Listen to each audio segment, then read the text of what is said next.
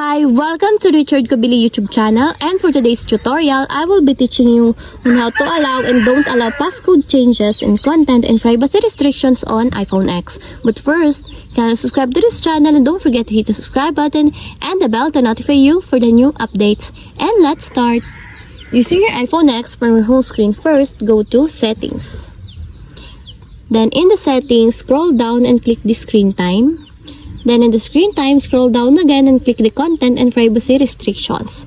Then after that, in the content and privacy restrictions, scroll down and go to allow changes section, then click the passcode changes.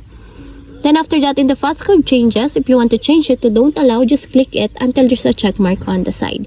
And if you want to change it to allow, just click also until there's a check mark on the side. And that's it. We have successfully allow and don't allow passcode changes in content and privacy restrictions on iPhone X. If you have a question, can you comment down below, and don't forget to hit the subscribe button and the bell to notify you for the new updates. And thank you for watching!